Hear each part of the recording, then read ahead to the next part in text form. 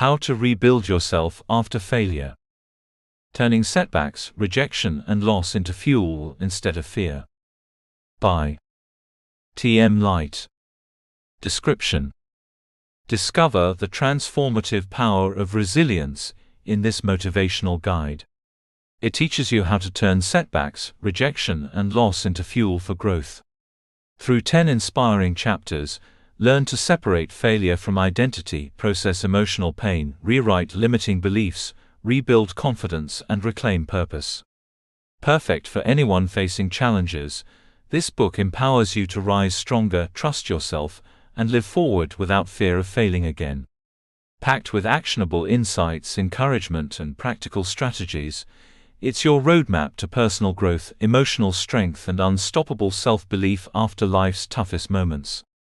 Chapter Outline. Introduction: When Everything Falls Apart. Chapter 1. Understanding failure without letting it define you. Chapter 2. Allowing yourself to feel the fall. Chapter 3. Breaking the story failure told you.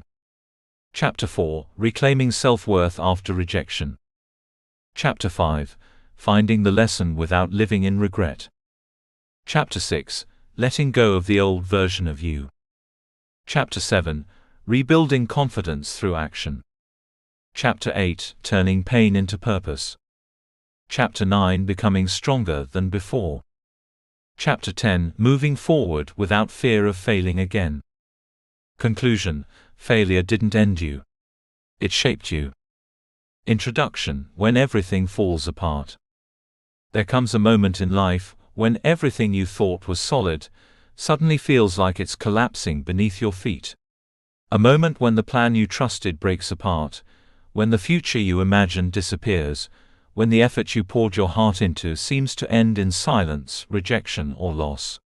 Failure has a way of arriving without warning, and when it does, it doesn't just affect what you were trying to do. It reaches much deeper. It touches how you see yourself. Failure hurts because it feels personal. It doesn't simply say that something went wrong. It whispers, sometimes loudly, that maybe you are the thing that went wrong. It attacks identity, ego, and expectations all at once. You don't just lose an outcome, you lose a version of yourself you believed in. The person you thought you were becoming suddenly feels distant, fragile, or even foolish for ever believing in the first place. When something fails, it can feel like proof. Proof that you weren't good enough. Proof that you overreached. Proof that you misunderstood your own potential. And in that vulnerable moment, the mind is quick to turn pain into a conclusion. Not a temporary conclusion, but a permanent one. This happened because I am not enough. That single thought, repeated often enough, becomes heavier than the failure itself. But here is the truth most people never hear when they are at their lowest: failure lies. Not loudly, not obviously, but convincingly. It pretends to be a final judgment, when it is actually an unfinished sentence. It convinces you that one chapter defines the entire book. It tells you that falling means you cannot rise again, even though every meaningful transformation in life begins with some form of collapse. Failure hurts because of what we expected. We expected effort to guarantee results. We expected commitment to protect us from disappointment. We expected belief to be enough. And when reality doesn't meet those expectations, the gap between what we hoped for and what happened feels unbearable. That gap is where frustration lives. That gap is where shame grows. That gap is where many people decide to stop trying altogether. But what if failure isn't proof of inadequacy? What if it's proof of participation? Proof that you dared to want something more than comfort. Proof that you stepped beyond the safe edges of your life. Proof that you tried to become something greater than you were yesterday. Most people never fail in big ways because they never attempt anything meaningful. They remain protected, untouched, and unchanged. Failure, painful as it is, often visits those who are brave enough to move. Setbacks have a strange way of disguising themselves. They arrive looking like endings, but often they are redirections. They appear as rejection, but later reveal themselves as protection. They feel like loss, but quietly make room for growth that would have been impossible otherwise. At the time, you cannot see this. Pain narrows vision. Disappointment clouds perspective. All you can see is what you lost, not what you're being shaped for.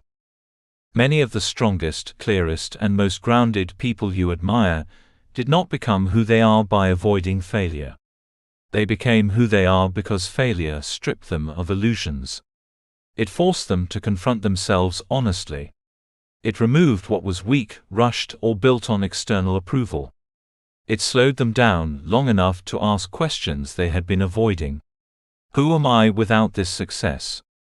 What do I truly want? What kind of strength do I need to build to continue? This is where rebuilding begins. Failure is not a verdict.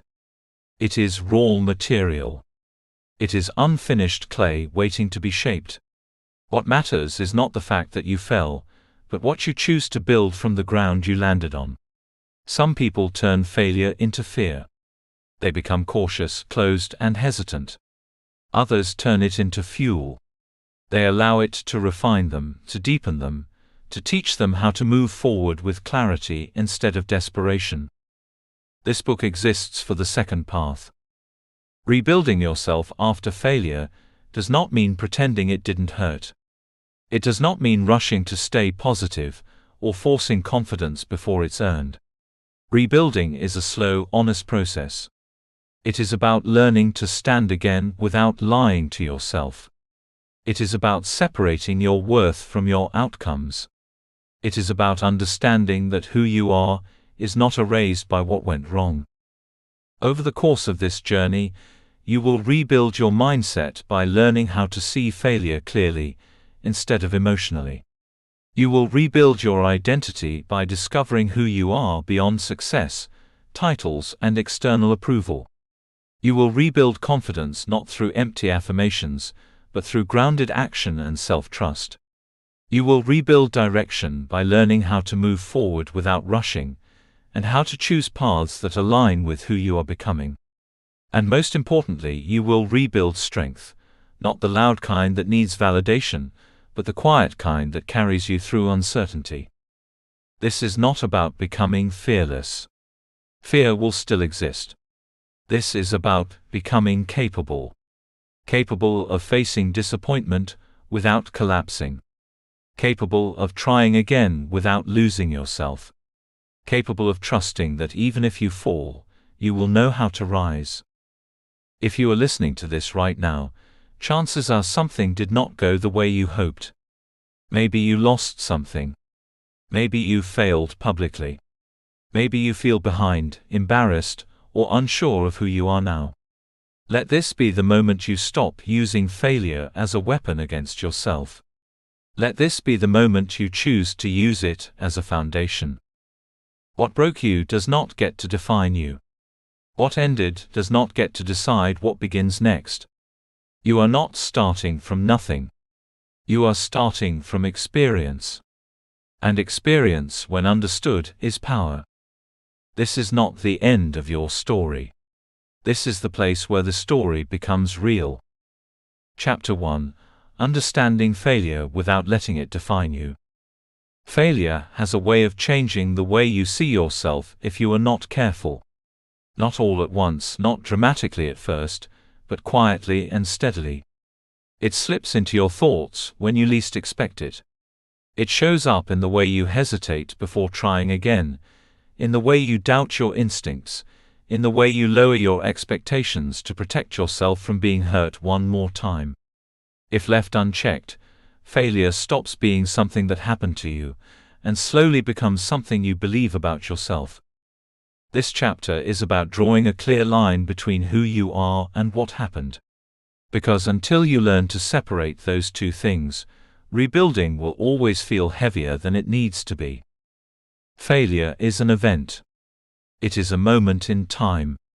It is a specific outcome that did not go the way you hoped. It is not a permanent description of your character. your intelligence, your value, or your future. And yet, for many people, that distinction feels impossible to make. The mind wants explanations, and the easiest explanation after a loss is to turn inward and place blame on identity. I failed, therefore I am a failure. It feels logical in the moment, but it is deeply misleading. When something matters to you, it becomes personal. You invested time, energy, belief, and hope. You didn't just try, you cared. So when it doesn't work out, the pain feels intimate. The rejection feels targeted. The loss feels like a message meant specifically for you. That is why failure hurts more when it involves dreams, relationships, careers, or purpose. The more meaning you attach to something, the more tempting it is to attach your identity to the outcome. We personalize failure because we are wired to look for causes. The mind asks, "Why did this happen?" And when the answer isn't immediately clear, it turns the question into, "What's wrong with me?" That question feels productive, even responsible, but it often leads to self-judgment rather than self-understanding. You begin to replay the moment over and over, searching for proof that you were inadequate, incapable, or unworthy. Over time, those thoughts stop feeling like reactions and start feeling like facts. This is where the real danger begins. Internalizing setbacks means allowing an external event to rewrite your internal identity. It means taking one experience and letting it define your entire sense of self. It means collapsing your worth into a single result. When this happens, failure stops being something you recover from and becomes something you carry. It affects how you speak, how you move, how you dream, and how you decide. You stop asking what you want and start asking what you can survive emotionally. The danger is not the failure itself. The danger is the meaning you give it. When you internalize failure, you begin to filter your future through it. You hesitate to try again because you don't want confirmation of the story you're telling yourself. You lower your standards so you won't be disappointed. You abandon goals before they can reject you. You become cautious not because caution is wise, but because fear has disguised itself as self-protection. Slowly, subtly, failure begins to limit your life long after the moment has passed. But there is another way to relate to failure. A way that does not deny the pain, but does not surrender identity to it either. That way begins with learning how to observe failure instead of becoming it. Observation creates distance.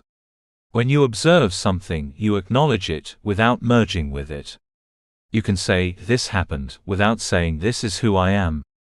You can study what went wrong without using it as evidence against yourself. Observation allows clarity to replace emotional chaos. It allows learning to replace self-attack. To observe failure, you must slow down your reaction. Instead of immediately labeling yourself, you look at the situation as it actually is. What failed? A plan failed. A strategy failed. Timing failed. Communication failed. Execution failed. Expectations failed. Circumstances shifted. Other people made choices you could not control. None of these things automatically mean you are flawed at your core.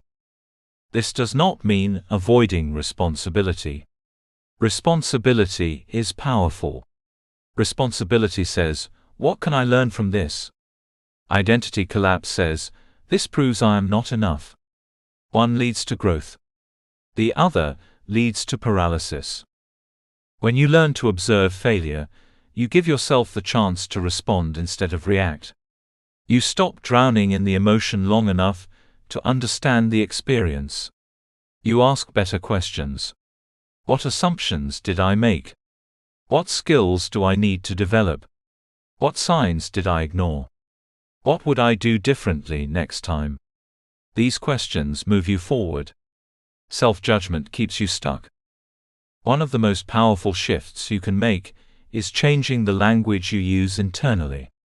Language shapes perception. When you say, "I failed," your identity is the subject of the sentence. You become the problem. When you say, "This failed," the focus shifts to the situation. The failure becomes something external, something specific, something that can be examined and adjusted. This shift is not about avoiding discomfort. It is about accuracy. You are not the sum of one outcome. You are a living, evolving person with the ability to adapt, learn and grow. Reducing yourself to a single moment is not humility, it is distortion. Think about how you treat others when they fail. You rarely define them by one mistake. You see context. You see effort. You see complexity. You recognize that people are more than their worst moment. Yet when it comes to yourself, you often refuse that same understanding. You demand perfection or punishment. You forget that you too are human. Separating who you are from what happened is an act of self-respect. It does not mean lowering standards. It means applying wisdom instead of cruelty. It means holding yourself accountable without destroying yourself in the process. It means allowing failure to teach you without allowing it to erase you. This separation is also essential for rebuilding confidence. Confidence cannot grow in an environment of constant self-attack. It grows when you trust that even if something goes wrong, you will not abandon yourself. It grows when you believe that failure is survivable, understandable, and useful. When you stop seeing failure as a threat to your identity, you become more willing to take risks, to stretch, to try again with greater awareness. Failure does not ask you to disappear. It asks you to refine. When you look back at moments of failure with honesty, you may begin to notice something unexpected. Many failures happened at the edge of growth. They occurred when you were stretching beyond what was familiar. They appeared when you were transitioning into a new level of responsibility, skill, or awareness. Failure often marks the boundary between who you were and who you are becoming. If you let it define you, it will shrink you. If you let it shape you, it will strengthen you. This chapter is not asking you to deny the pain of what happened. Pain is real. Loss is real. Disappointment is real. But identity collapse is optional. You can grieve what didn't work without deciding that you don't work. You can acknowledge mistakes without labeling yourself as broken. You can hold the experience with honesty and still hold yourself with compassion. As you move forward, remember this truth: you are not the event. You are the one who experienced it. And the one who experienced it still exists, still breathes, still has choices ahead. The story is not finished because one chapter was hard. Failure happened. It does not own you. And from this place of separation, real rebuilding can begin. Chapter 2: Allowing yourself to feel the fall. There is a moment after failure that many people try to skip. A quiet moment. A heavy moment. A moment where the truth of what happened begins to settle in. It is the moment when the adrenaline fades, when explanations run out, when distractions no longer work. This is the moment when pain asks to be felt. And for many people, this is the moment they run from the fastest. We live in a world that encourages speed. Move on quickly. Stay strong. Don't dwell. Be positive. Keep pushing forward. While these messages may sound empowering on the surface, they often create a dangerous misunderstanding. They teach us that feeling pain is weakness, that slowing down is failure, and that grief is something to be avoided rather than honored. But healing does not begin with avoidance. Healing begins with honesty. Suppressing pain does not make it disappear. It only forces it underground, where it quietly shapes your behavior, your thoughts, and your reactions without your awareness. Pain that is not felt does not fade. It waits. It shows up later as anxiety, bitterness, exhaustion, numbness, or fear of trying again. When you rush past pain, you don't save time. You delay recovery. Allowing yourself to feel the fall means acknowledging that something mattered to you. It means recognizing that loss hurts because there was meaning attached to it. When something fails and you pretend it didn't affect you, you are not being strong. You are being disconnected from yourself. Strength is not the absence of emotion. Strength is the willingness to stay present with it. Grief is not reserved only for death. We grieve lost opportunities. We grieve failed plans. We grieve versions of ourselves we thought we would become. We grieve time, effort, relationships, dreams, and expectations. When these things end suddenly or painfully, the emotional response is real and valid. Denying yourself the right to grieve only adds another layer of suffering, the suffering of feeling something and telling yourself you shouldn't.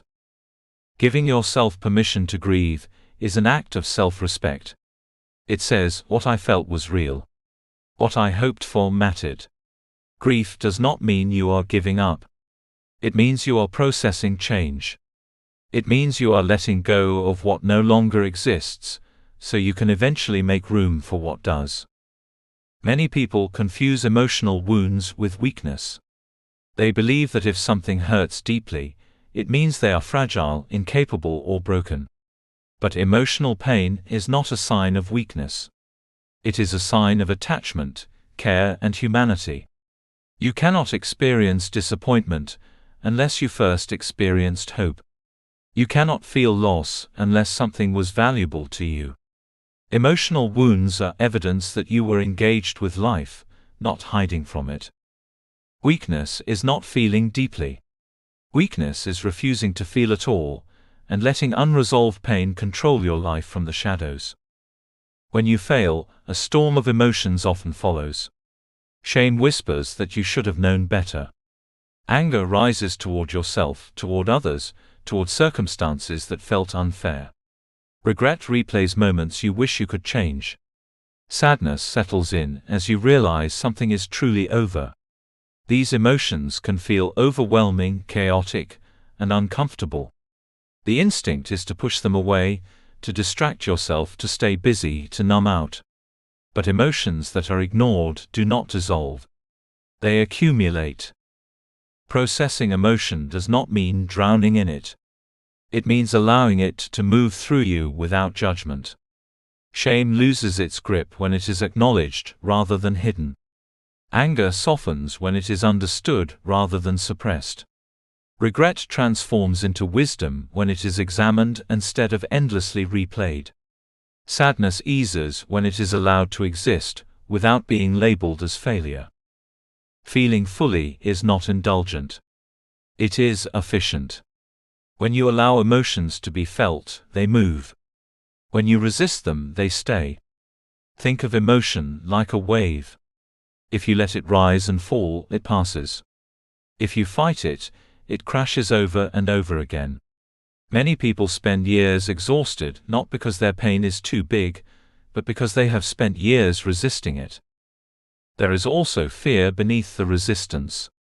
Fear that if you allow yourself to feel, you will never stop. Fear that the sadness will swallow you whole. Fear that acknowledging pain will make it permanent.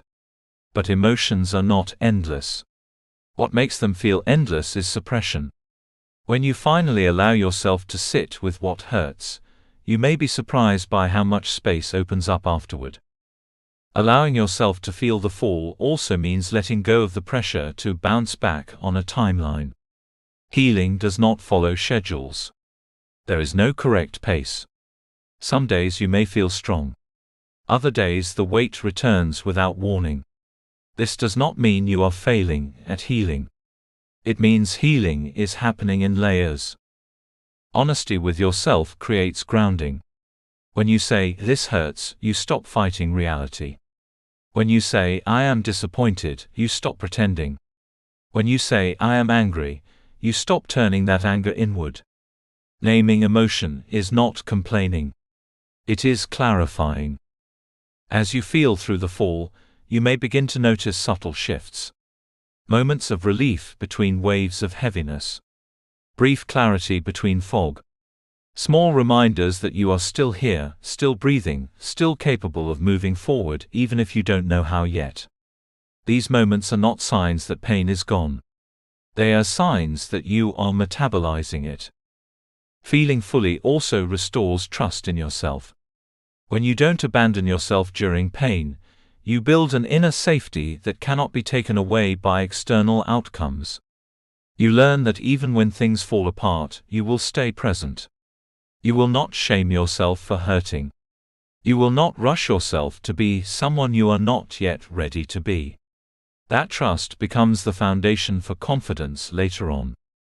There is no shortcut around pain, but there is a way through it. And that way begins with allowing yourself to feel without judgment. Without comparison.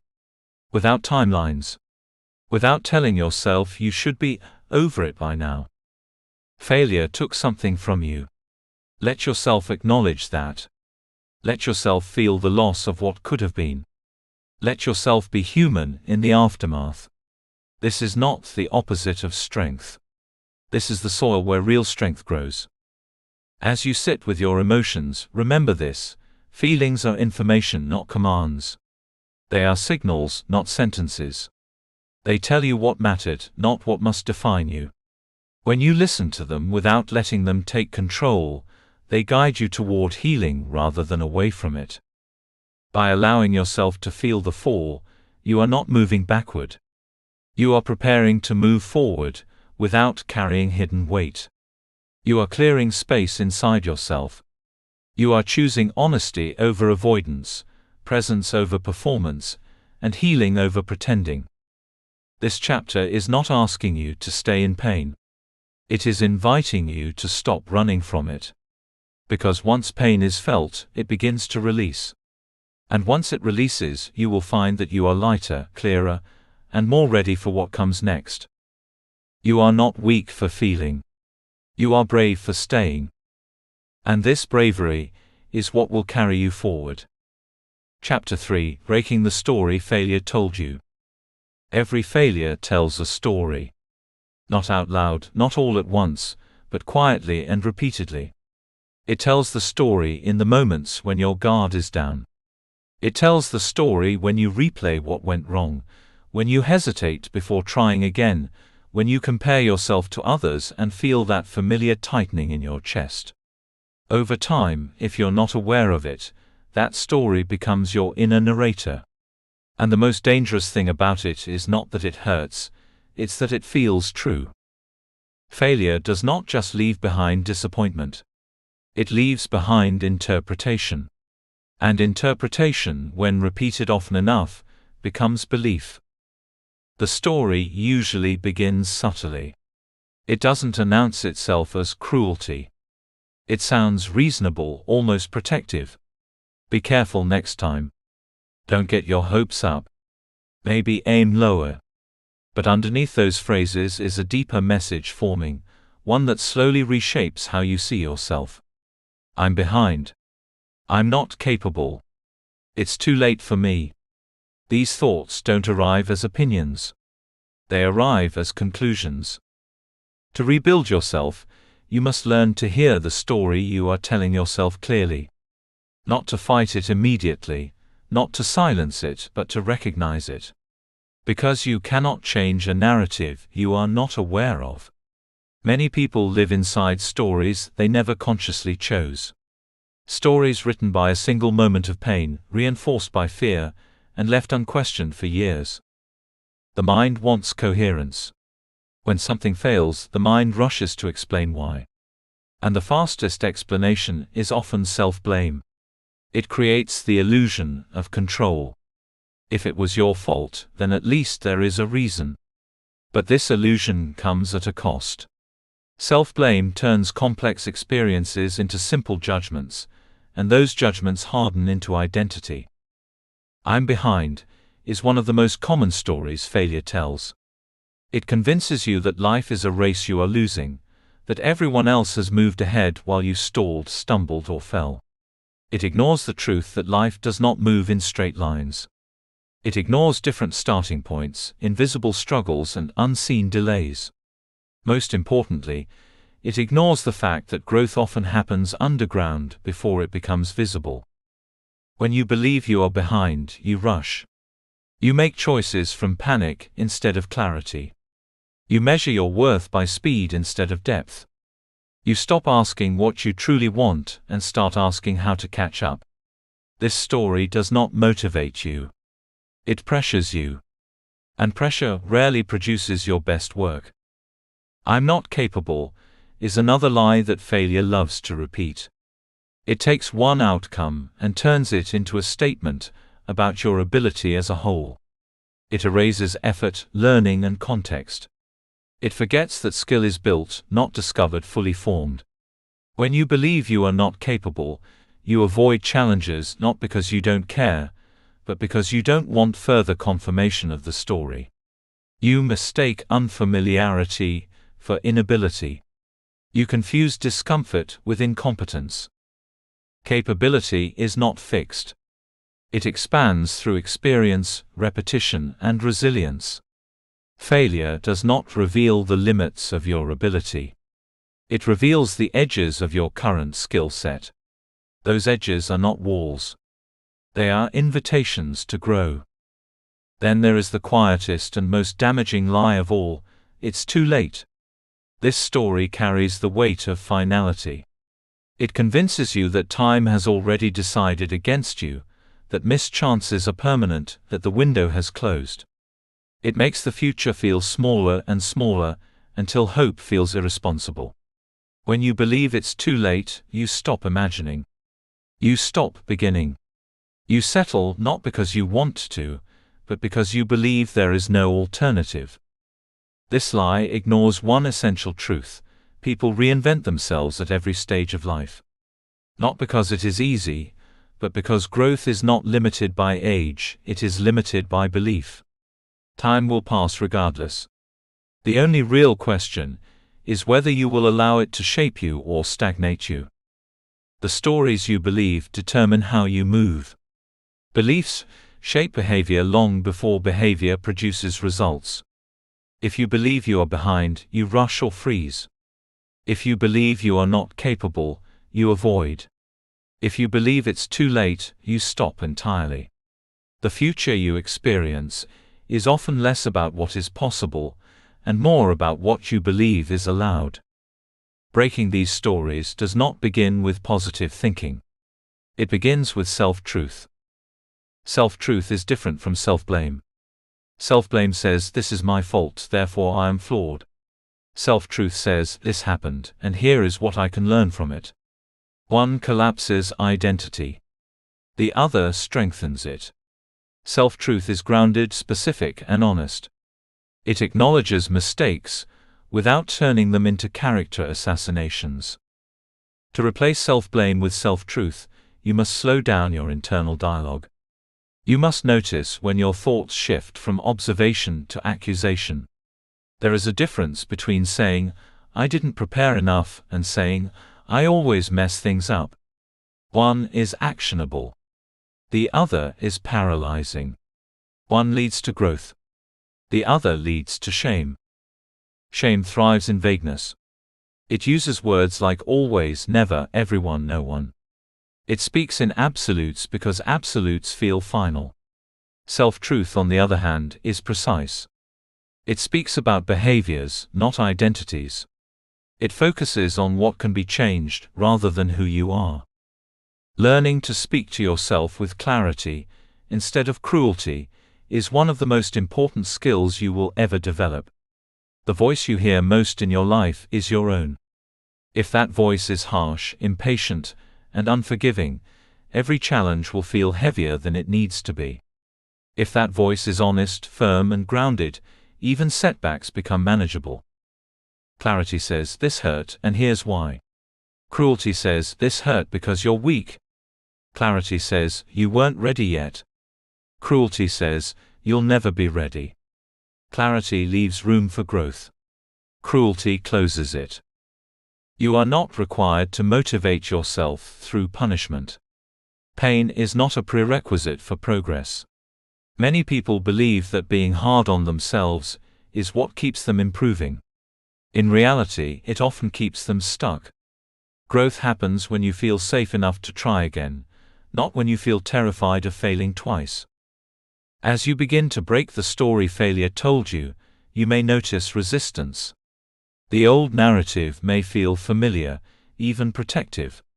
Letting go of it can feel like stepping into uncertainty.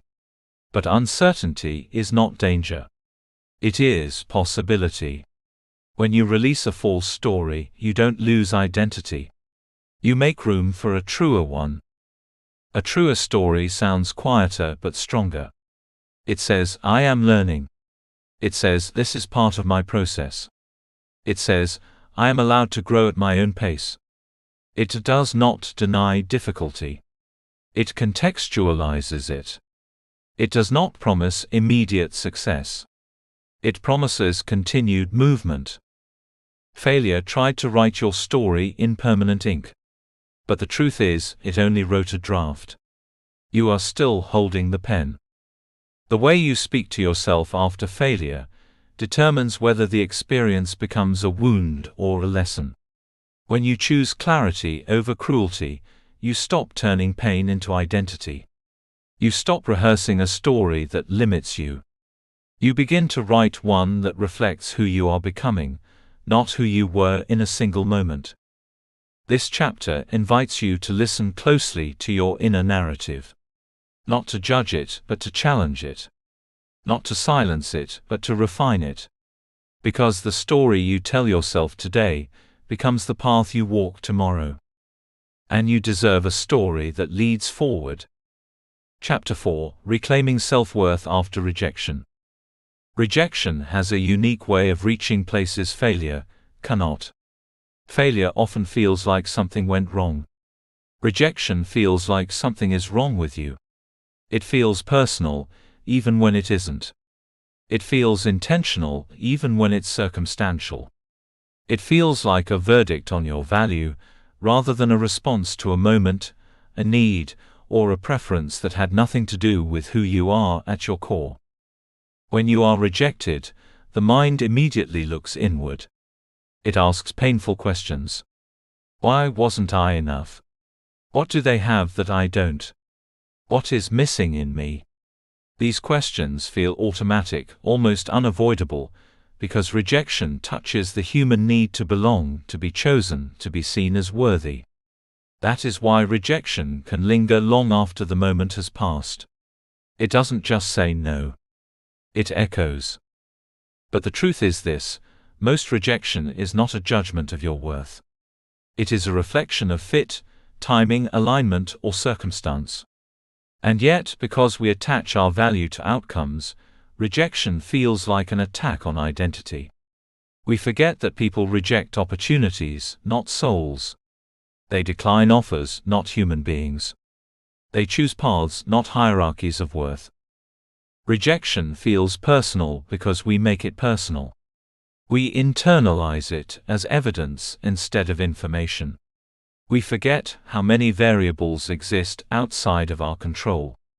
We overlook the fact that what is right for one situation may be wrong for another. And in doing so, we allow external responses to dictate internal value. This is how external validation becomes a trap. External validation feels good at first. Being chosen, praised, approved of, it reassures us that we are on the right track. But when worth is built on validation, it becomes unstable. Every yes feels like proof you matter. Every no feels like proof you don't. Your sense of self rises and falls based on outcomes you cannot fully control. Over time, you stop asking what aligns with you and start asking what will be accepted. The trap tightens quietly. You begin to perform instead of express. You chase approval instead of truth. You measure yourself through the eyes of others rather than your own integrity. And when rejection inevitably comes, because it always does at some point, it doesn't just disappoint you. It dismantles you. Reclaiming self-worth after rejection requires a shift that feels uncomfortable at first. It requires turning inward instead of outward. It requires deciding that your value does not need consensus. That your worth does not increase when you are chosen or decrease when you are passed over. That you remain whole, regardless of the response you receive. Self-respect is not something others give you.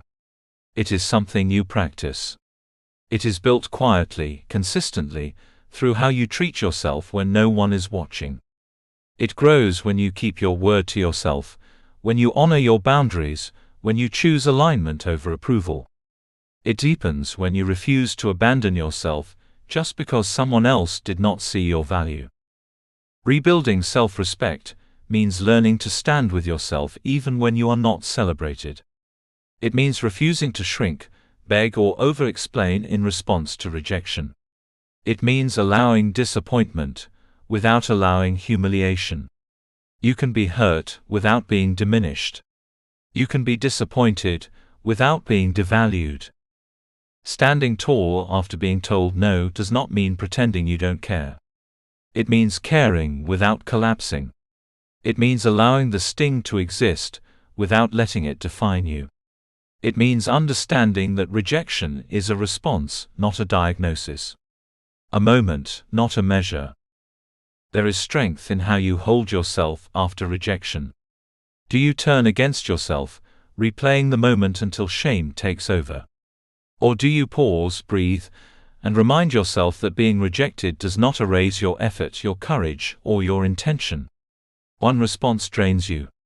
The other grounds you. Learning to value yourself independently of success is one of the most liberating shifts you can make. Success is unpredictable. Outcomes fluctuate. Circumstances change. If your worth depends on success, it will always feel conditional. You will only feel valuable when things go well. The moment they don't, you will question everything about yourself. Intrinsic worth is steadier. It does not deny ambition. It simply refuses to make worth dependent on results. It says, I matter because I exist, because I try, because I grow. From this place, success becomes something you pursue, not something you need in order to feel whole. When you detach worth from outcomes, rejection loses its power to break you. It may still hurt, but it will not hollow you out. It will not silence you. It will not convince you to stop showing up. Instead, it becomes feedback, redirection, or simply a closed door that saves you from walking into something misaligned. Many people discover their true strength not when they are chosen, but when they are not. When they are forced to decide whether they will keep believing in themselves without applause.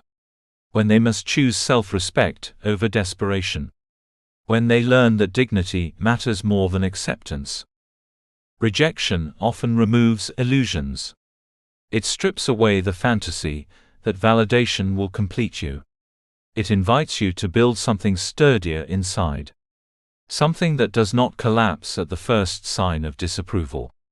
Something that allows you to walk away without resentment and forward without bitterness. As you reclaim your self-worth, you may notice a change in how you move through the world. You become less reactive, less eager to prove, less afraid of being misunderstood. You begin to choose environments that recognize your value, instead of trying to convince places that never will. You stop negotiating your worth for access. This does not make you arrogant. It makes you grounded. You are allowed to want to be chosen. You are allowed to desire recognition. But you are not required to sacrifice your self-respect to receive it. You do not need to contort yourself into something smaller to be acceptable. You do not need to abandon who you are to be worthy. Rejection is not the opposite of worth. It is often the moment where worth must be reclaimed internally. Where you decide that your value does not live in someone else's hands. Where you stand up not in defiance, but in dignity. You were worthy before the answer. You are worthy after it. As you move forward, carry this truth with you. being told no does not mean you are nothing. It means this was not yours. And what is truly meant for you will not require you to question your worth in order to receive it. Reclaim your value. Stand tall. Keep going. Your worth was never up for debate. Chapter 5. Finding the lesson without living in regret. Regret has a way of disguising itself as responsibility. It convinces you that replaying the past is productive, that revisiting every decision will somehow protect you from future pain. At first it feels like reflection. It feels like learning. But over time, regret quietly turns into punishment. And instead of guiding you forward, it traps you in what can no longer be changed. This chapter is about learning how to extract wisdom from failure without chaining yourself to it. It is about understanding the difference between reflection and rumination, and choosing growth over self-torture. Reflection looks forward. Rumination looks backward and never moves. Reflection asks questions that create clarity. Rumination asks questions that deepen shame. Reflection is intentional and time-bound. Rumination is compulsive and endless. One strengthens you. The other drains you. After failure, it is natural to look back. It is human to wonder what you could have done differently. But there is a thin line between learning and living in the past. When reflection turns into rumination, the mind stops searching for insight and starts searching for evidence against you. It replays moments not to understand them, but to punish you for them. Rumination sounds like this: if only I had known. Why didn't I see it? I ruined everything. These thoughts feel heavy because they offer no exit. They assume perfection was possible, and that you alone failed to reach it. They erase context, uncertainty, and growth. They judge the past using information you did not have at the time. Reflection sounds different. It is calmer, more grounded. It sounds like, what did this teach me? What would I do differently now? What can I carry forward? Reflection accepts that you acted with the awareness and resources you had then, not the wisdom you have now. It does not excuse mistakes. It contextualizes them. The goal is not to avoid responsibility. The goal is to avoid cruelty. Asking the right questions after failure changes everything. The wrong questions trap you in shame. The right questions move you toward insight. Why am I like this? Leads nowhere. What conditions led to this outcome? Opens understanding. What's wrong with me? Reinforces identity collapse. What skill, boundary, or awareness was missing? Creates direction. Failure does not require you to suffer indefinitely to prove that you care. Suffering is not the same as learning. Pain alone does not produce wisdom. Pain processed honestly does. Turning mistakes into insight requires compassion and courage. Compassion to see yourself as human, not defective. Courage to look clearly, without flinching or exaggerating. Insight comes from specificity. Not I always mess things up, but I ignored early warning signs. Not I'm bad at relationships, but I struggled to communicate my needs. When mistakes are defined accurately, they become teachers instead of weapons. Self-hate feels intense, but it is lazy. It collapses complexity into condemnation. Insight requires effort. It asks you to slow down, to separate behavior from identity, to see patterns without labeling yourself as broken. This effort is what transforms failure into something useful. Hindsight can be one of your greatest tools or your sharpest knives. Used wisely, it guides you. Used cruelly, it tortures you. Hindsight should inform future choices, not haunt past ones. It should clarify what you value, not convince you that you are unworthy. You were not supposed to know then what you know now. Growth does not work that way.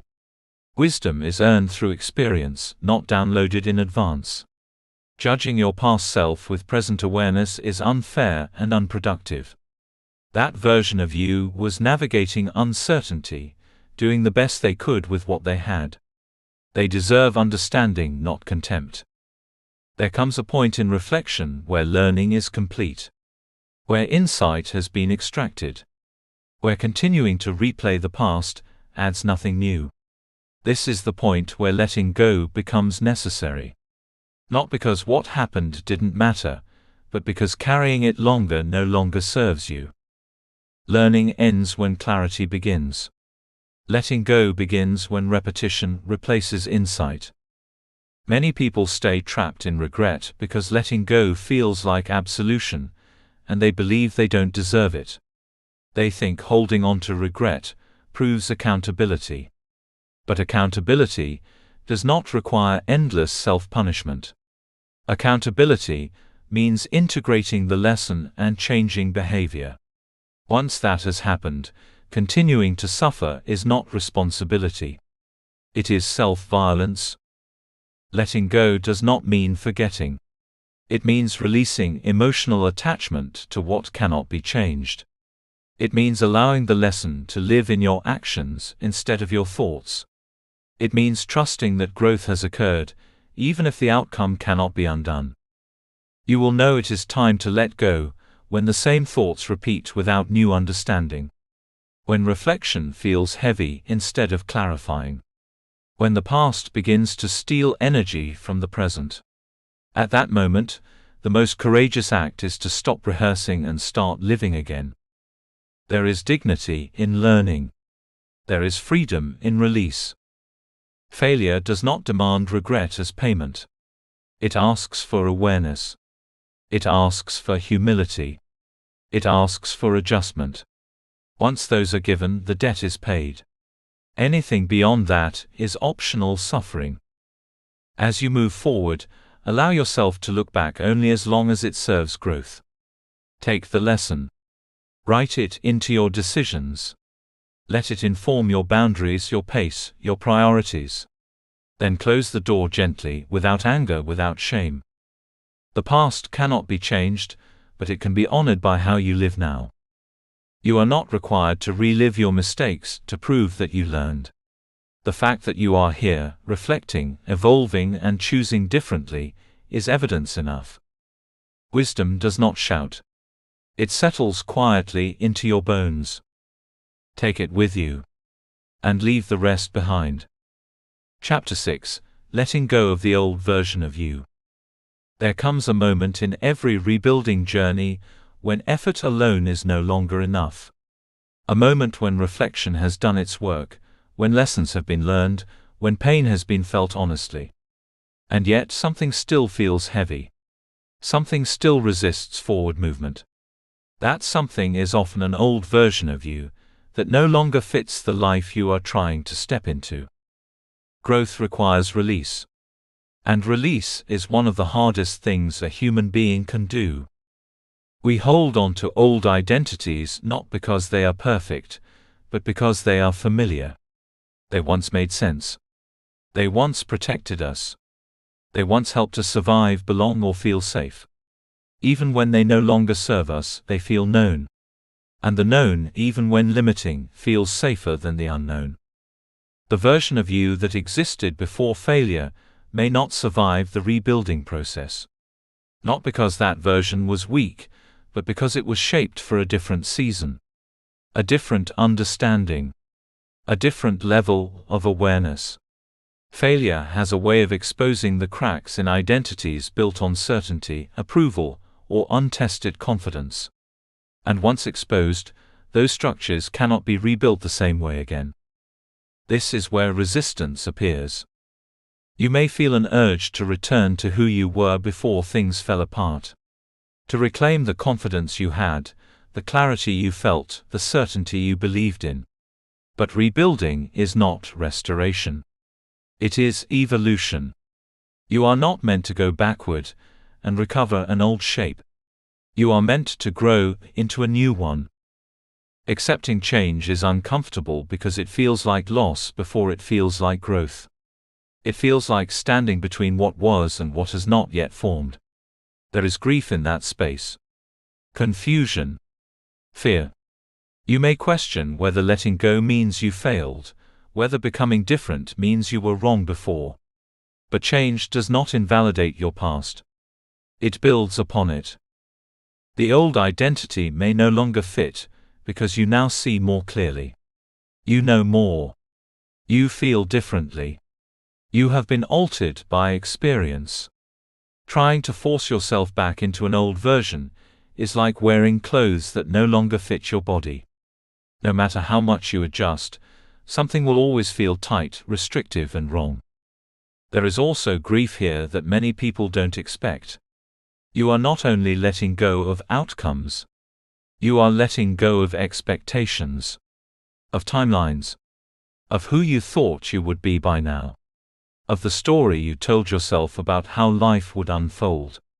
Mourning that imagined future is not weakness. It is honesty. You are allowed to grieve the person you thought you would become. That person represented hope, ambition, and belief. Letting go of that image can feel like betrayal. It can feel like giving up. But mourning is not surrender. Mourning is acknowledgement. It says, "This mattered to me. And what matters deserves to be honored, even if it no longer exists." Many people skip this mourning and move straight into reinvention, but something remains unresolved. The old dream lingers quietly, creating guilt, confusion, or resentment. True release requires allowing yourself to say goodbye with compassion. To thank the old version of you for what it tried to do. For the effort it gave. For the courage it had, even if the outcome was not what you hoped. You are not erasing yourself. You are integrating. Creating space for a stronger version of yourself means clearing room internally.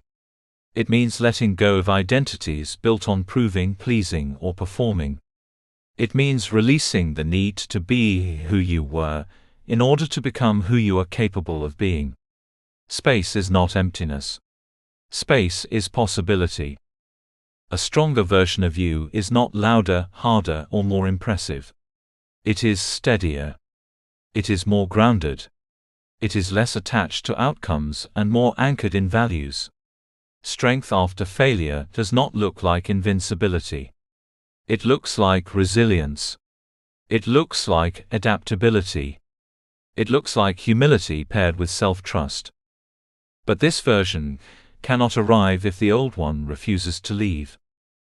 Becoming willing to evolve requires courage. It requires stepping into uncertainty without guarantees. It requires accepting that you will not have all the answers at once. Evolution does not happen with full clarity. It happens through movement. Through trying. Through adjusting. Through trusting that you will learn as you go. There is fear in letting go, because identity gives us a sense of control. Even if it limits us, it tells us who we are. When that dissolves, we feel exposed. But exposure is not danger. It is openness. And openness is where growth happens. You may feel moments of doubt where you wonder who you are without the old labels, roles, or plans. That uncertainty is not a void. It is a threshold. You are standing at the edge of something new, and edges are always uncomfortable. But they are also where expansion begins. Letting go does not mean rejecting your past. It means refusing to be ruled by it. It means allowing yourself to change without apology. It means trusting that the version of you that emerges will carry forward what matters and release what no longer does. There is no single moment where you let go completely. Release happens in layers.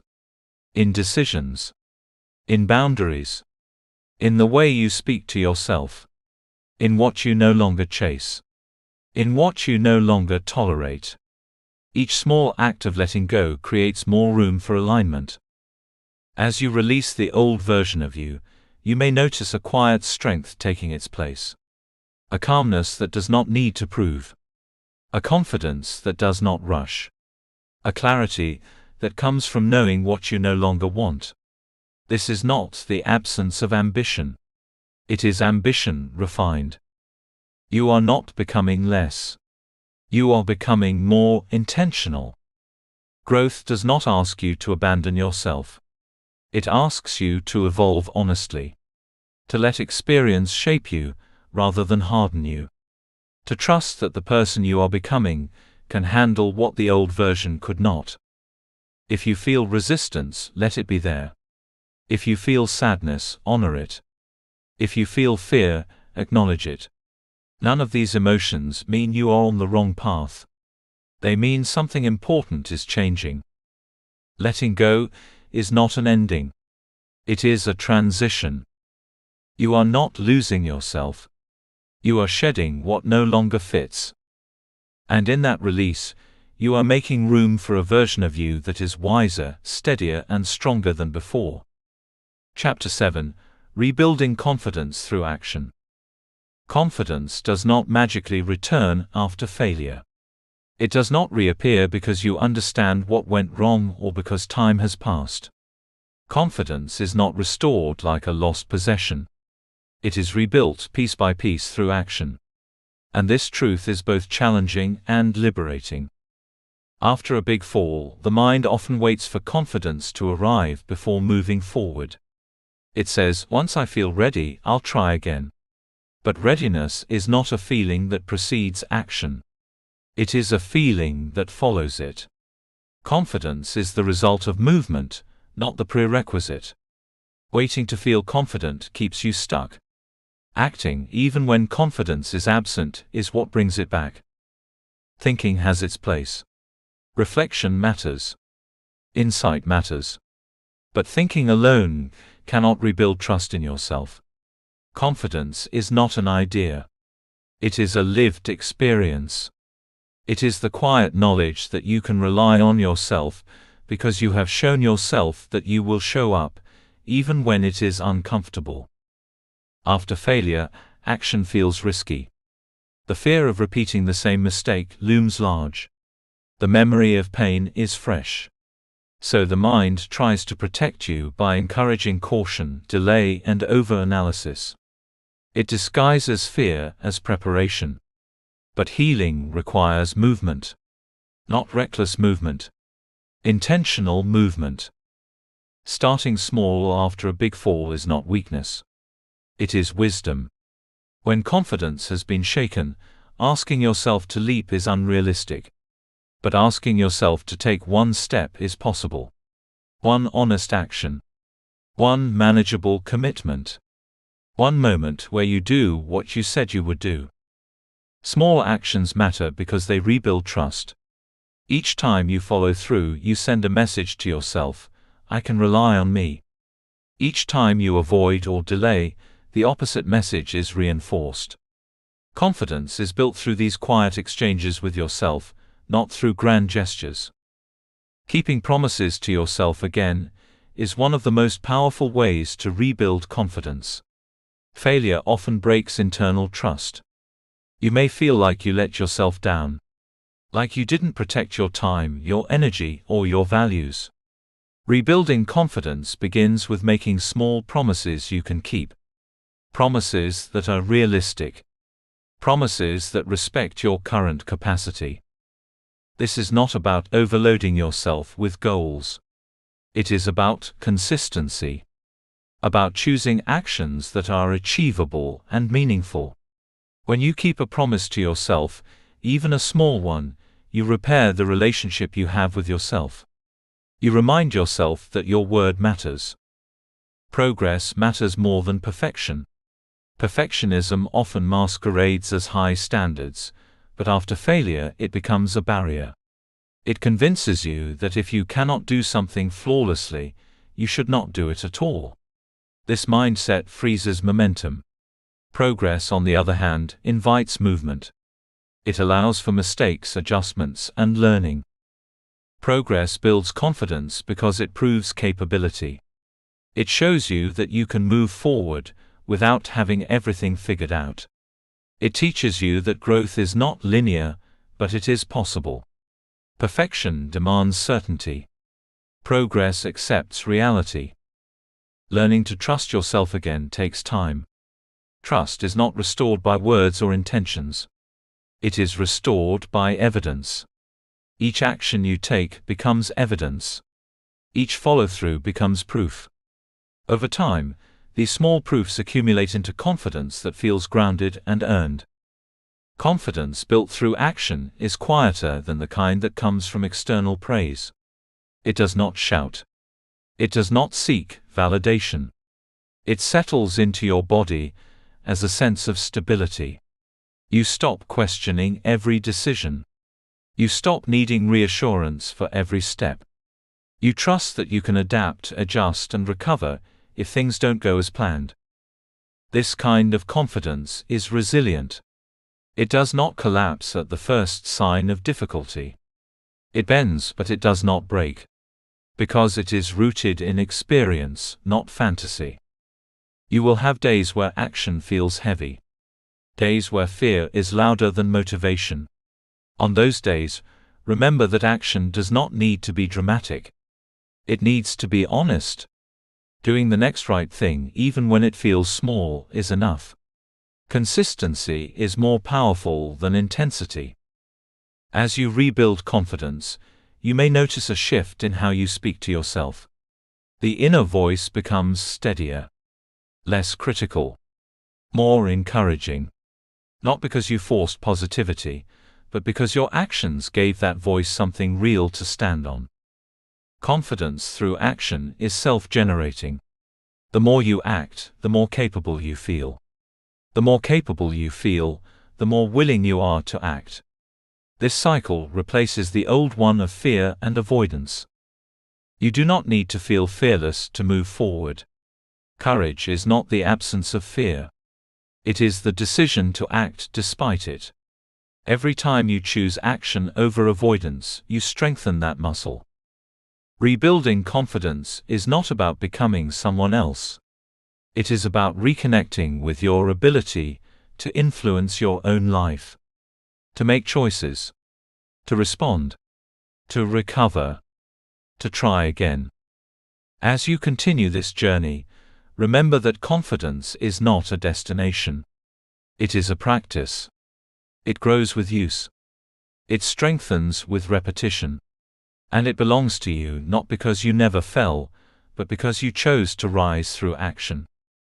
Take the step. Then the next one. Confidence will follow. Chapter 8: Turning Pain into Purpose. Pain is often the first teacher of change, though its lessons rarely come gently. It arrives without warning, uninvited and uncompromising. When it hits, it feels heavy, confusing, unfair, and overwhelming. It can make the world seem smaller, darker, and more hostile than it ever did before. And yet, embedded in that very weight is direction, a message, a spark that, if you allow it, can fuel your transformation. The first step in turning pain into purpose is recognizing that pain is not a signal of failure. Pain is a signal of life. It tells you that something mattered, that you cared, that your heart, mind, or spirit is alive and sensitive. It is a signal that boundaries have been crossed, expectations unmet, or dreams deferred. Pain is uncomfortable, yes, but discomfort is often the doorway to growth. Hardship has a way of sharpening character. It exposes what is brittle and reinforces what is strong. When life tests you, the cracks show up first.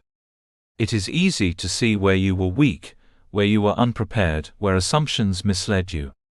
But these cracks are not just proof of inadequacy, they are markers of opportunity. They point to the areas where effort, courage, and learning are needed most. They indicate the edges of your growth. Pain, when observed clearly, gives you a blueprint for becoming stronger, wiser, and more capable. Finding meaning in what hurt you begins with perspective. It requires slowing down enough to look beyond the immediate sting. The rawness of rejection, the grief of loss, the frustration of failure, they all carry a story, not about your worth but about your journey. Meaning is not always obvious in the moment, but it exists quietly beneath the surface, waiting for recognition. It often emerges in hindsight, in the quiet reflections after the storm, when the sharpness of pain softens into clarity. Pain also demands choice. You can allow it to harden you, to embitter you, to make you suspicious and withdrawn. Or you can allow it to teach you, to guide you, and to propel you forward. Transformation begins with this decision, to move toward insight rather than bitterness, to let the wound instruct rather than define. It is not an act of denial, it is an act of mastery. It is the conscious choice to let your experience refine you, instead of constricting you. One of the most profound ways to turn pain into purpose is to reflect on what your suffering can teach you about yourself and others. Pain often illuminates blind spots, weaknesses, and areas for growth. It shows where boundaries were neglected, where communication failed, where courage was lacking. It also shows resilience, the parts of yourself that endured, adapted, and persisted, even when the situation seemed impossible. Observing these truths with honesty creates insight, and insight fuels action.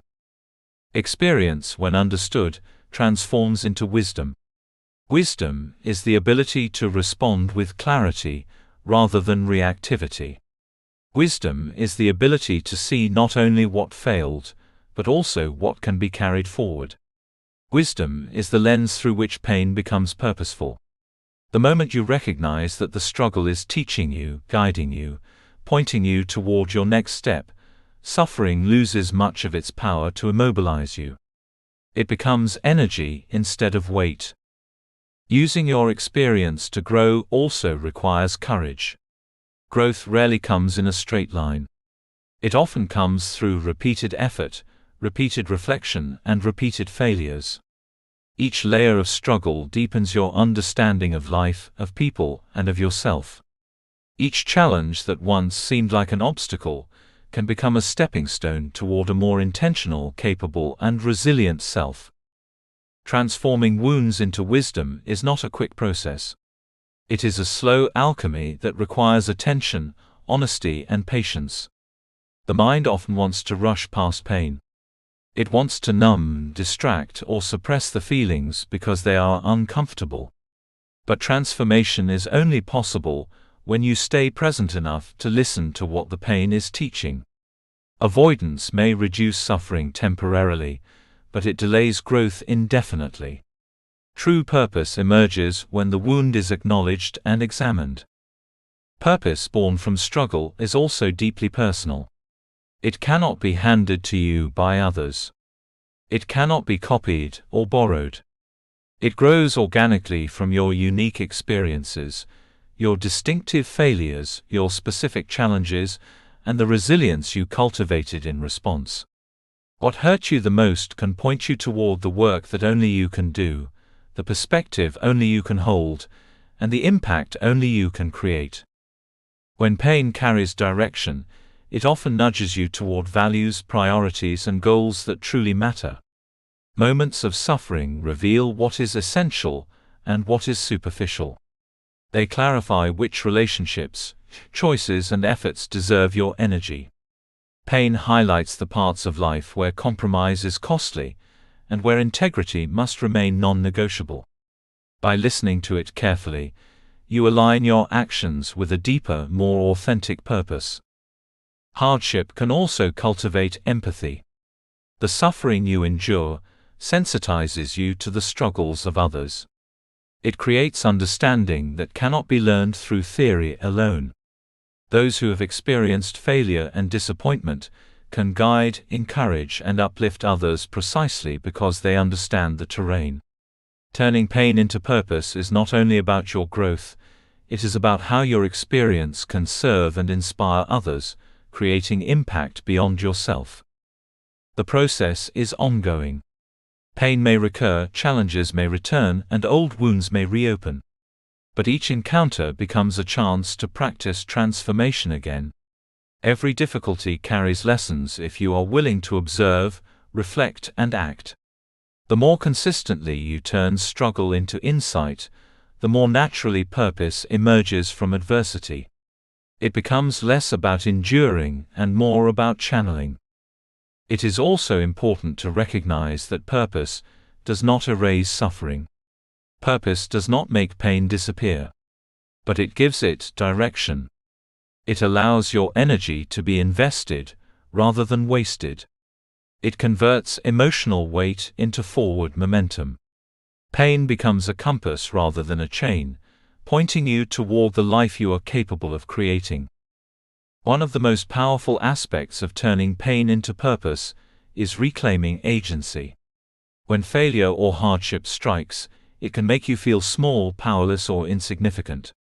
Purpose restores the sense that you are an active participant in your life, not a passive victim of circumstance.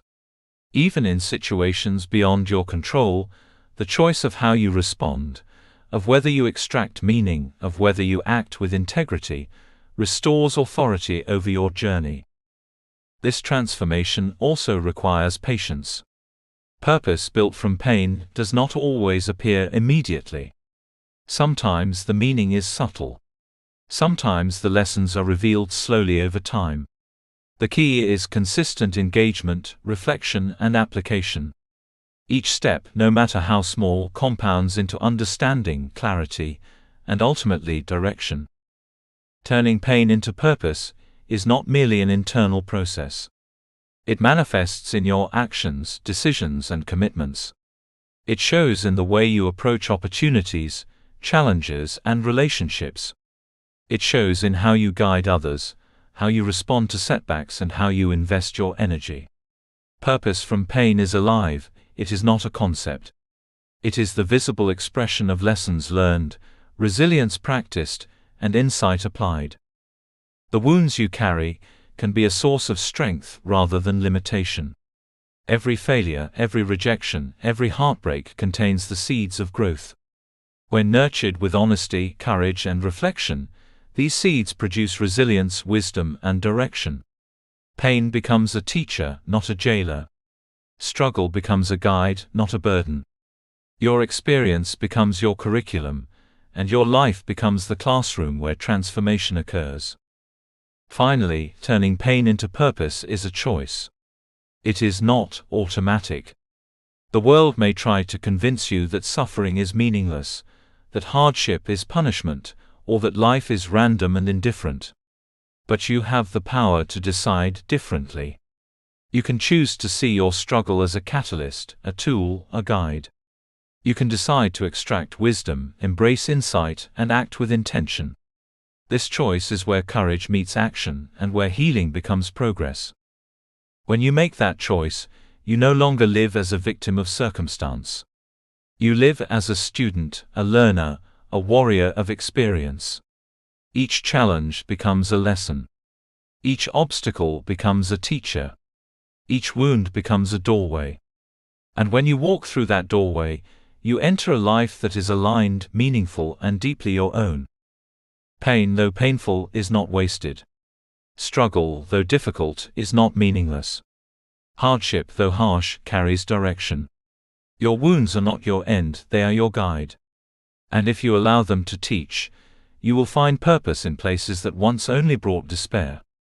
Your life, shaped by challenge, can become a source of impact, insight, and inspiration, not just for yourself, but for all who witness your transformation. Turn pain into purpose. Let struggle fuel your growth. Allow your wounds to teach you. And step forward into the life you were always capable of creating. Chapter 9: Becoming Stronger Than Before. There is a quiet power in rising after failure, a kind of strength that cannot be gained without having been broken first. It is a paradox of human experience. The very events that shake us to our core have the potential to forge resilience, clarity, and unshakable courage. Every setback carries the seeds of a comeback, and every failure, when approached with honesty and intentionality, can become the crucible in which your greatest strength is formed. Strength after failure is not the same as strength before failure.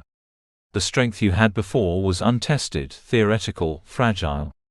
It existed in comfort, in success, in certainty. Rebuilding after falling exposes you to discomfort, to uncertainty, to the raw edges of your limitations. And it is precisely in that exposure that true strength is cultivated. It is not given to you. It is earned, layer by layer, through challenge, reflection, and deliberate action. Rebuilding makes you resilient, because it forces you to confront the realities of life without illusions.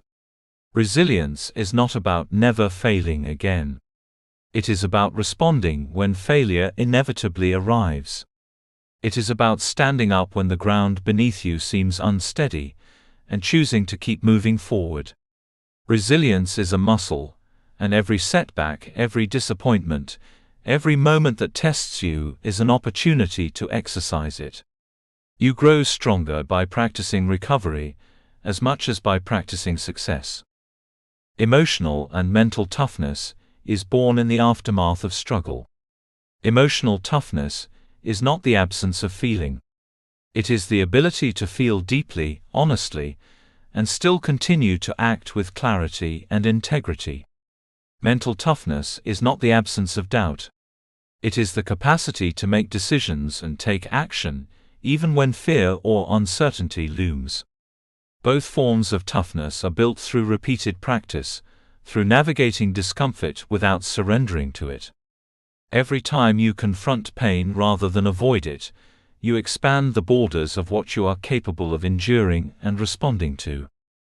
Learning to face fear without running is central to post-failure strength. Fear is natural.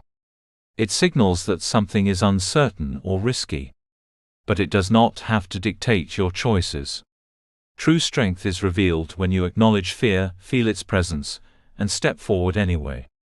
Every step taken in the presence of fear is a victory. Every action taken despite doubt reinforces the truth that courage is not the absence of fear, it is mastery of it. And mastery comes not in the first attempt, but through repetition and persistence. Post-failure strength also requires shifting focus from external validation to internal stability. Before failure, confidence and strength often relied on approval, success, or recognition. But external validation is fleeting and unpredictable. Rebuilding teaches that stability must be cultivated from within. It comes from understanding your values, keeping promises to yourself, setting boundaries, and consistently acting in alignment with your principles. When you rely on your own internal compass rather than the approval of others, you create a foundation that cannot be shaken by the ups and downs of life. Becoming unshakable is a gradual process. It is formed through repeated exposure to difficulty, and the conscious choice to respond with presence, integrity, and intentionality. Life may still deliver setbacks, criticism, and rejection, but your response is no longer dictated by them. You have learned through experience that you can endure, adapt, and recover. Your inner equilibrium becomes less fragile, less dependent on circumstances, and more resilient to external turbulence. Post-failure strength also comes from perspective. You begin to understand the impermanence of pain, the fluidity of circumstance, and the ability of human effort to influence outcomes. You see challenges as information rather than judgment, as opportunities for growth rather than evidence of inadequacy. This perspective frees you from the paralysis of fear and shame. It allows you to act decisively, with clarity and purpose, because you recognize that you are capable of handling the consequences of your choices. Another element of becoming stronger than before is integrating lessons learned into your daily behavior. Strength is not just a feeling, it is a pattern of consistent action. It manifests in how you manage stress, how you communicate, how you respond to setbacks, how you honor your commitments, and how you treat yourself and others. Each deliberate action reinforces your capability, each consistent choice strengthens your resilience, and each learned lesson transforms past pain into present wisdom. Becoming stronger also requires self-compassion. Many people equate strength with stoicism, imagining that the truly strong never feel, never falter, never admit vulnerability. In truth, acknowledging vulnerability is a sign of profound strength. It is the willingness to confront your own limitations, to process pain, and to engage fully with life even when you are imperfect or afraid. This form of strength is grounded in authenticity, not pretense. It allows you to recover from failure without being broken by it, because you have built resilience on the foundation of self-awareness and acceptance. Consistency is key to unshakable strength. Moments of courage and perseverance are important, but strength solidifies through repeated practice over time. Each decision to act in alignment with your values, each instance of facing discomfort rather than avoiding it, and each choice to persist despite setbacks compounds into a form of resilience that becomes second nature. Strength, once internalized, is no longer fragile or dependent on favorable circumstances. It becomes part of your identity. Becoming stronger than before also includes embracing adaptability. Life rarely unfolds according to plan, and setbacks often expose the limitations of rigid thinking. Strength after failure is the ability to adjust strategies, perspectives, and expectations without losing your core direction. Flexibility does not diminish power, it enhances it. It allows you to navigate uncertainty with creativity, patience, and confidence.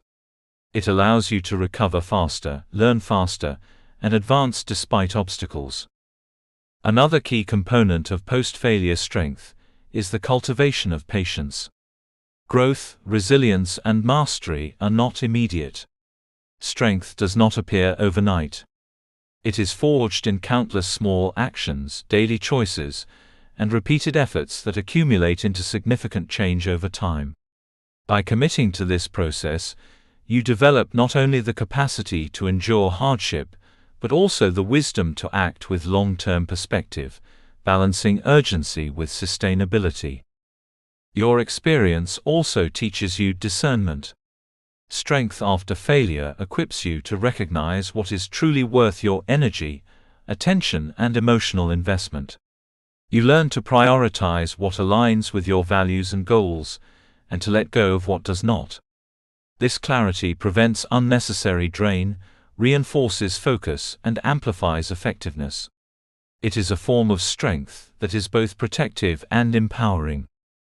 Post-failure strength transforms relationships as well. When you are resilient, authentic, and unshakable, you model these qualities to those around you. Others are drawn to your steadiness, your courage, and your ability to act with integrity in the face of adversity. You inspire, guide, and support, not through perfection but through the evidence of lived experience and intentional response. Strength becomes not just personal, but relational and generative. Ultimately, becoming stronger than before is about reclaiming agency. Failure can make you feel powerless, small, or at the mercy of circumstance. Post-failure strength restores the understanding that you are an active participant in your life. You can influence outcomes, shape your responses, and direct your energy. You can act deliberately, even in uncertainty, and find meaning, accomplishment, and mastery in your choices. This sense of control, grounded in resilience and experience, is at the heart of becoming unshakable. Strength forged through failure is enduring. It does not depend on external validation, luck, or the absence of difficulty. It is grounded in self-trust, courage, consistency, perspective, and action.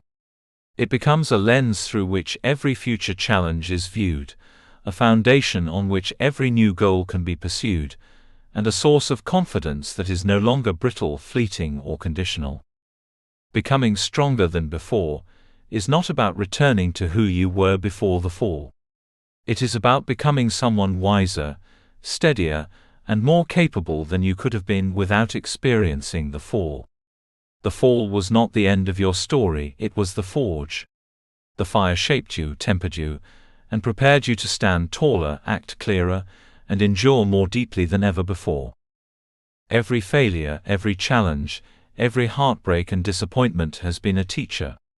The lessons you have absorbed, the resilience you have practiced, and the courage you have mustered, converge into the unshakable strength that defines the rebuilt self. This strength is quiet, grounded, and real. It does not need applause, recognition, or perfection. It exists because it has been earned, and because you have chosen to rise consistently and intentionally despite adversity.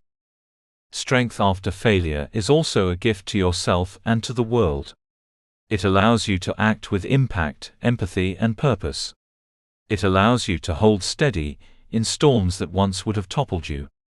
It allows you to face fear, embrace discomfort, and continue forward with clarity. And because this strength is built from lived experience, it is enduring, it cannot be taken away, only expanded. You are stronger than before. Not because life spared you, but because you endured. Not because you avoided pain, but because you faced it and acted anyway. Not because success came easily, but because you rebuilt yourself in the aftermath of loss, rejection, and failure. Every scar, every struggle, every moment of perseverance is a testament to this strength. And now, as you move forward, you carry with you not only the knowledge of survival but the mastery of resilience, courage, and unshakable self-trust. Chapter 10: Moving Forward Without Fear of Failing Again. Fear of failure is one of the most powerful forces in human life. It whispers quietly, yet persistently, in moments of choice, hesitation, and reflection. It convinces you to pause, to delay, to overthink, to settle. It tells you that the cost of being wrong is too high, that the consequences of misstep are permanent, that trying again could expose you to the same pain you once endured. Fear of failure can feel protective, but in reality it often keeps you trapped, anchored to the past, unable to step into the life you are meant to create. The first step in moving forward without fear is understanding that fear itself is not the enemy. Fear is a signal, a messenger, a natural response to uncertainty and risk. It is the mind's way of preparing you to be careful, to anticipate challenges, to recognize what matters. The problem arises when fear is allowed to dominate decision-making, to dictate action or inaction.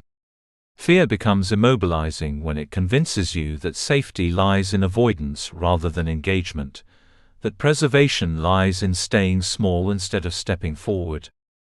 Fear of failure is most dangerous when it masquerades as rational caution. It disguises itself in careful planning, endless preparation, and just-in-case scenarios. It convinces you that postponing action is wisdom, that inaction protects you from pain, that if you wait long enough you will feel ready.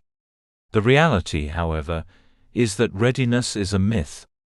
Confidence, courage, and resilience are built not in anticipation but in action. You do not wait to become capable. You become capable by doing, by experiencing, by risking, and by learning. Redefining risk is crucial to moving forward. Risk is often feared because it is equated with potential failure. But risk is not inherently dangerous. Risk is opportunity wrapped in uncertainty. It is the space where growth happens, where discovery occurs, where potential is realized. Courage is not the absence of risk. It is the willingness to step into uncertainty, to act in alignment with your values and goals despite the possibility of falling again.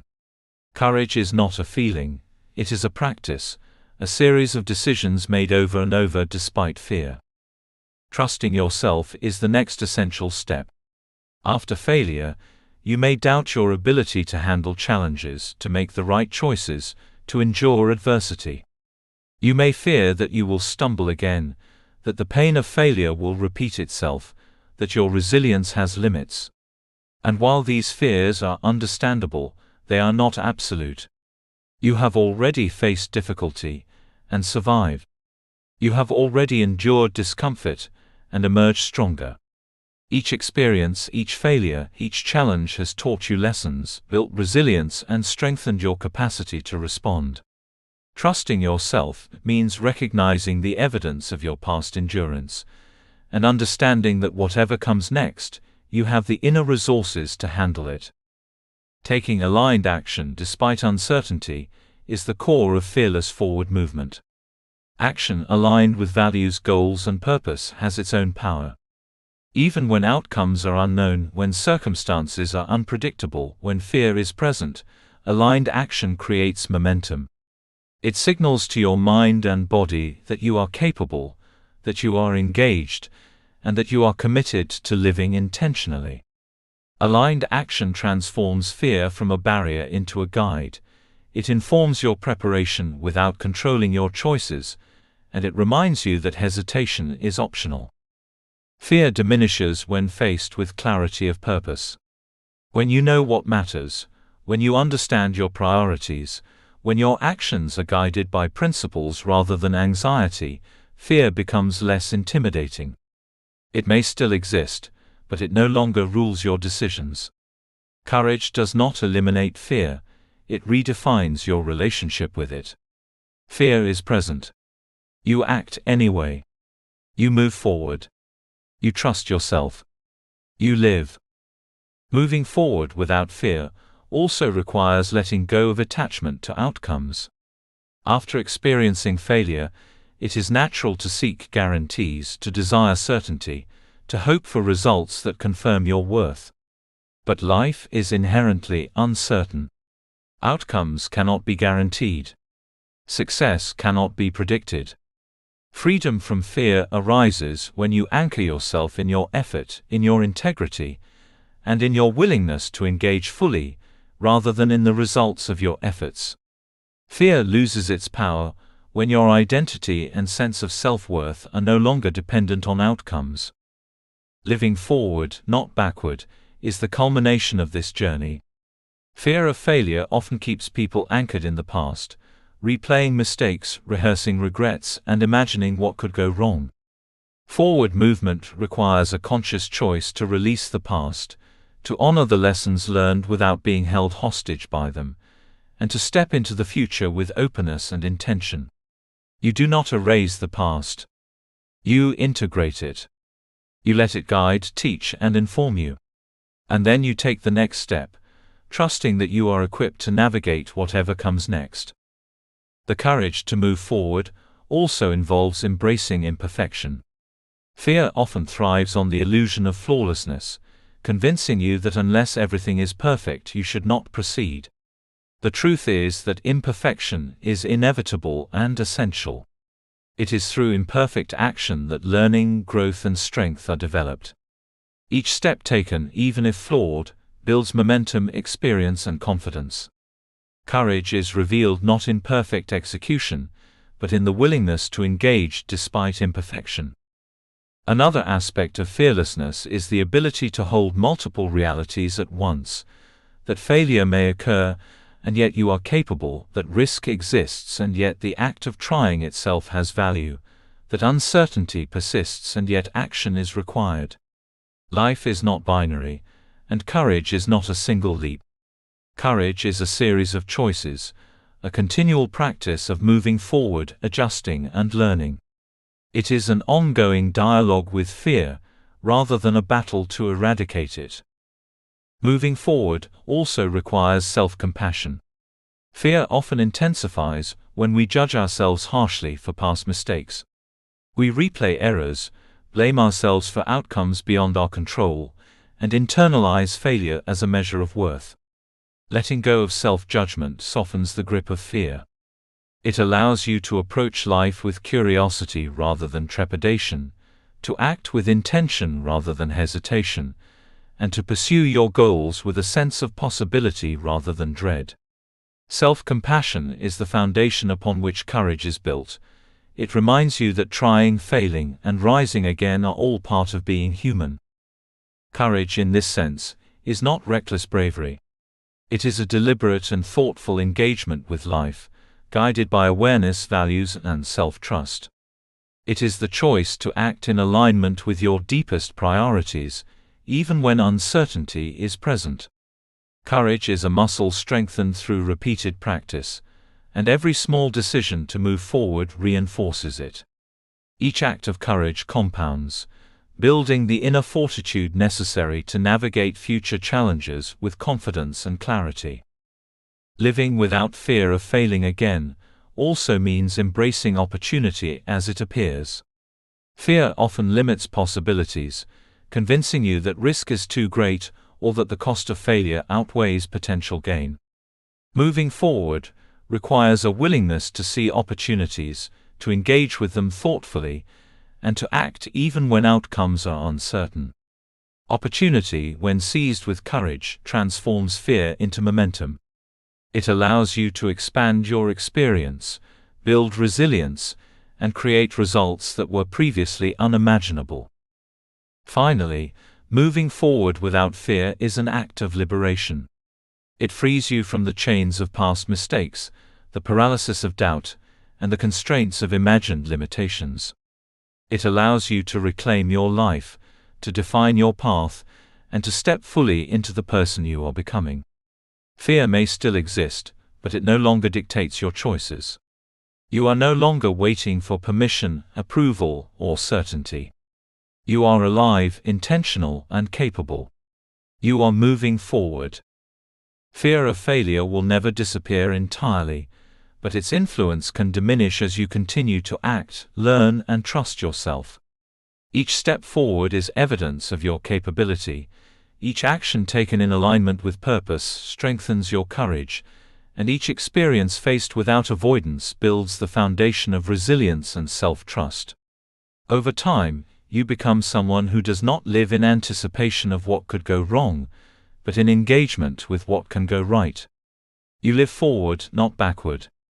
You act intentionally, not hesitantly. You pursue possibility, not avoidance. You are capable of handling whatever comes next, because you have survived everything that came before. You are capable, because you have rebuilt yourself again and again. You are capable because you have learned the lessons of failure, harnessed the wisdom of pain, and cultivated strength, courage, and clarity through experience. You are capable because the measure of your worth lies not in avoiding failure, but in the choices you make to rise, to act, and to move forward despite it. Moving forward without fear of failing again is not merely an act. It is a way of living. It is a philosophy of engagement, resilience, and courage. It is the conscious decision to let the past inform but not imprison you, to let fear guide but not control you, and to take action with trust, clarity, and purpose. In this space, life becomes an opportunity to create, to grow, and to thrive, not because the path is free from challenges, but because you have the inner fortitude to navigate them with courage and grace. Step forward. Trust yourself.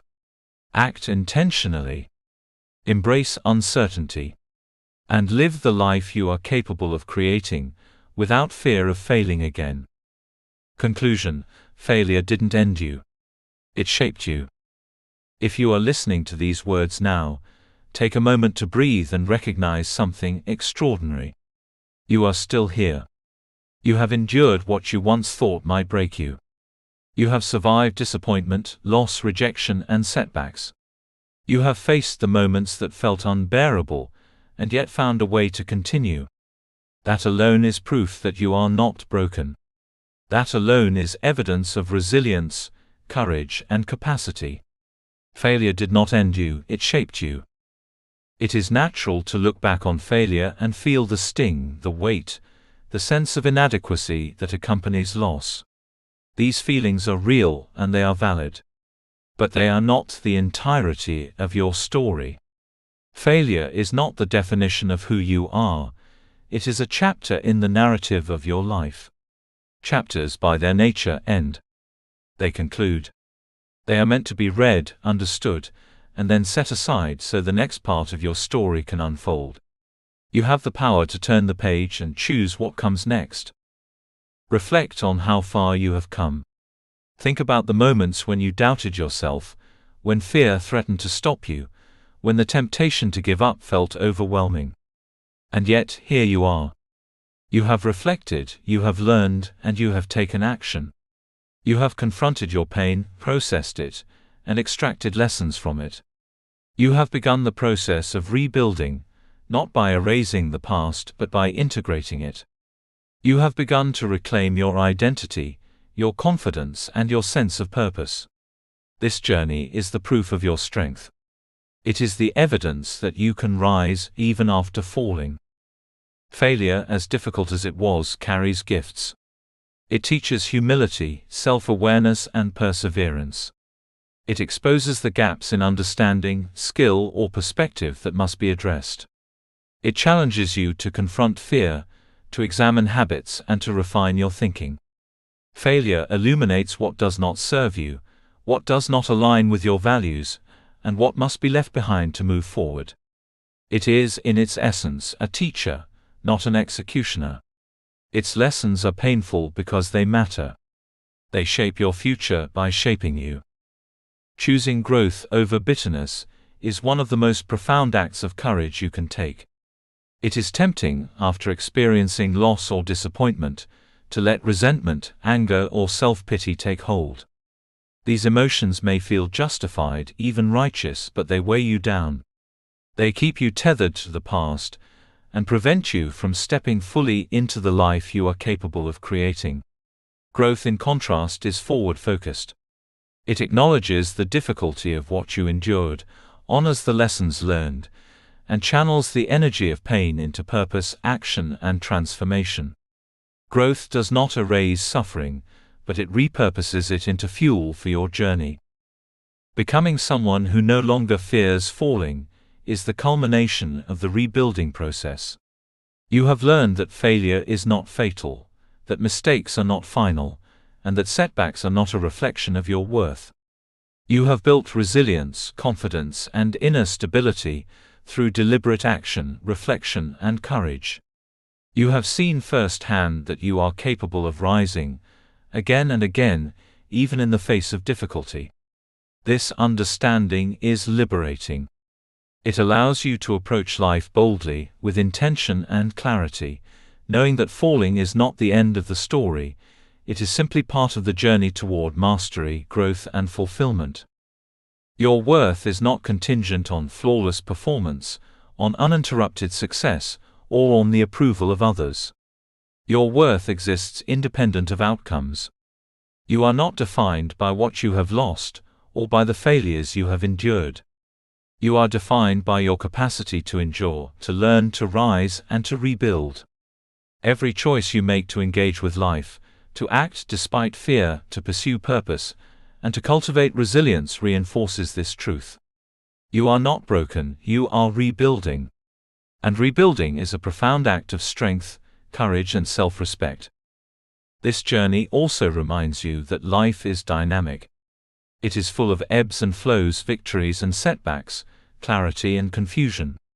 Failure is part of that rhythm, a necessary and inevitable component of growth. It challenges, tests, and stretches you. But it does not define you. You define yourself through the decisions you make after the fall, the actions you take in the aftermath, and the mindset you choose to carry forward. You are the author of the next chapter. Every challenge you have faced, every disappointment you have endured, every moment of fear and doubt you have confronted, has been shaping you into a person capable of more than you once imagined. Strength, resilience, courage, clarity, and wisdom are not born in comfort, they are forged in adversity. What you have endured is proof that you are capable of extraordinary growth, and that you have within you the capacity to rebuild and thrive, no matter what comes next. As you move forward, remember that rebuilding is an ongoing process. There will be moments of uncertainty, fear, or temptation to doubt yourself again. These moments are natural. What matters is not the absence of challenge, but the commitment to respond intentionally, to apply the lessons you have learned, and to continue acting with courage, integrity, and purpose. Rebuilding is not a destination, it is a way of living. It is a continuous practice of resilience, growth, and self-trust. Failure did not break you. It revealed your capacity to rise. It exposed the areas where growth was needed, giving you an opportunity to strengthen, refine, and evolve. It demanded that you confront fear, process pain, and rebuild trust in yourself. And through that process, you have discovered a truth that cannot be taken away: you are capable. You are resilient. You are courageous. You are rebuilding, and with every step forward, you become stronger, wiser, and more aligned with your purpose. Let this conclusion serve as both a reminder and an invitation. A reminder that every setback you have faced is a chapter, not the whole story. An invitation to step forward with confidence, clarity, and courage, carrying the lessons of failure as tools, not burdens. An invitation to live intentionally, pursue purposefully, and act boldly, knowing that even if you stumble again, you have the capacity to rise. You are not broken, you are rebuilding. You are not defined by what you have lost, you are defined by what you choose to create. You are not limited by fear, you are liberated by the strength, resilience, and wisdom you have earned through experience. As you close this chapter of reflection and begin the next chapter of action, carry these truths with you. Failure is temporary, growth is intentional, and resilience is cultivated through practice. Your past does not imprison you, it empowers you. Your experiences do not diminish you, they refine you. And your capacity to rebuild, rise, and thrive is infinite, because it is rooted in what you have endured and in what you are willing to create. You are not broken. You are rebuilding. And what you are rebuilding is stronger, wiser, and more capable than ever before. Thank you for reading this book. I hope you enjoyed it. Please remember to leave us a review. TM Light. Disclaimer. This book was created with the assistance of artificial intelligence. While every effort was made to ensure the accuracy and relevance of the content, readers should note that this cannot be considered professional advice. Readers are encouraged to apply their own judgment and consult experts where needed.